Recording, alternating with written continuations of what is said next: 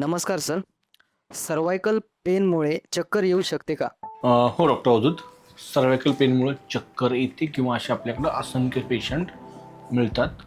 त्याचं कारण आहे सर्वायकल स्पाईन म्हणजे काय आहे, तर आपला हा जो मणका आहे आता माझ्या हातामध्ये, ह्याचे पहिले 7 जे मणके आहेत याला आपण सर्वायकल स्पाईन म्हणतो. म्हणजे मानेचे मणके हे कसे त्याची मूवमेंट होते, खाली वरती सगळ्या बाजूने आपली याची मूवमेंट होत असते. कारण याच्यामध्ये एक इंटरव्हर्टेड डिस्क आहे आणि याच्यामध्ये इलेस्टिसिटी आहे.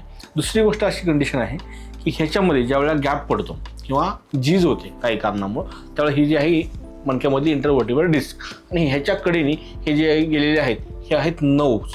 म्हणजे काय, तर शिरा ज्या मेंदूकडून शरीराच्या हालचाली नियंत्रित करतात. तर हे जे मानेच्या मधून जे नर्व गेलेले आहेत, सर्वायकल नर्व ज्या आहेत, तर त्यातल्या वरच्या ज्या आहेत साधारणतः दुसरा तिसऱ्या त्यावरती सप्लाय करतात मानेच्या बाजूला.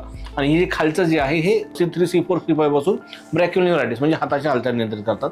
पण वरच्या नर्वमध्ये जर काही गडबड झालेली असतील तर मात्र चक्कर याचं प्रमाण बऱ्यापैकी जास्त असतं. कारण नर्व इंजुरी झाली की डिरेक्टली ब्रेनचे जे रिफ्लेक्सेस आहेत ते बिघडतात. हे ब्रेनचे रिफ्लेक्सेस बिघडले की मग मात्र मोठ्या प्रमाणात प्रॉब्लेम येऊ शकतो. दुसरी गोष्ट म्हणजे रक्तपुरवठ्यामध्ये काही अडथळा झाला तर हार्टकडून मेंदूला जो रक्तपुरवठा होतो त्याच्यामध्ये जर नसा दबल्या तर ह्या नसा दबल्यानंतर सुद्धा आपल्याला रक्तपुरवठ्यामध्ये अडथळा होऊ शकतो किंवा त्याच्यामध्ये प्लग तयार होतो, ब्लॉकेज येतं, त्या कठीण होतात. अशी असंख्य कारणं आहेत ह्या रक्तपुरवठ्यामध्ये अडथळा येणारी.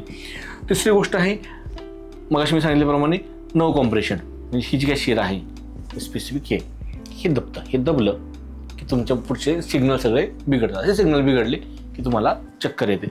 अशी साधारणतः ही लक्षणं आहेत. ह्याचे उपाय पण आहेत. ह्याच्यामध्ये आयुर्वेदामध्ये नस्य नावाची एक ट्रीटमेंट आली आहे. जशी बस्ती आलेली कमरेच्या मणक्यासाठी किंवा पाठच्या मणक्यासाठी, तसेच मानेच्या मणक्यासाठी नस्य आलेलं आहे. नासाही शिरस्वद्वारम म्हणतात. म्हणजे नाकामध्ये जर औषध टाकलं तर मानेचे जे स्नायू आहेत ते मजबूत होतात. तर स्नायू मजबूत का नाही, तिथल्या शिरासुद्धा मजबूत होतात. मेंदूला सुद्धा त्याचा प्रॉपरली पुरवठा होतो, सप्लाय होतो आणि ब्रेनचं जे काही तुमची अलाइनमेंट बिघडली आहे सगळी ती सुद्धा त्याच्यामुळे नस्यामुळं जागेवरती येते. त्यामुळे नस्य ट्रीटमेंट याच्यामध्ये अतिशय उपयुक्त ठरते. बाकी मग नेहमीचे आपलं मन्याबस्ती आलं, स्नेहस्वेदन आलं, पिंडस्वेद आलं, बस्ती आली, ही जी काही वातव्याधीची चिकित्सा आहे ही सुद्धा आपल्याला इथं करायची आहे.